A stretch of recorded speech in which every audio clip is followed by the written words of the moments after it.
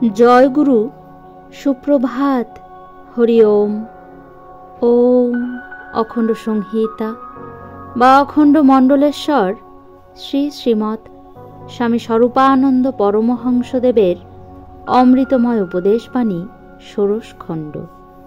প্রকৃত শিষ্য।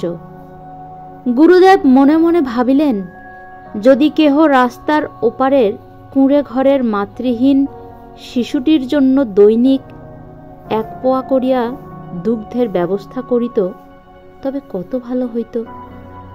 উত্তম শিষ্য লক্ষ্য করিলেন, গুরুদেব ঘন ঘন ওই শিশুটির পানে তাকাইতেছেন, আবার মাঝে মাঝে মাঠে বিচরণশীল ধেনুদের দিকে দৃষ্টি ফিরাইতেছেন।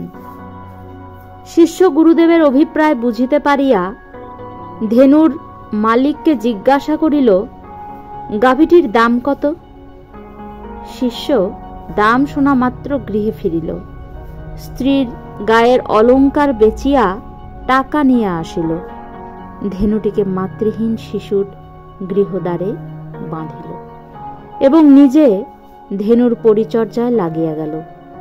প্রত্যহ সে দুগ্ধ দহন করিয়া ওই শিশুর শুশ্রূষাকারী পালক পিতার নিকট দিতে লাগিল।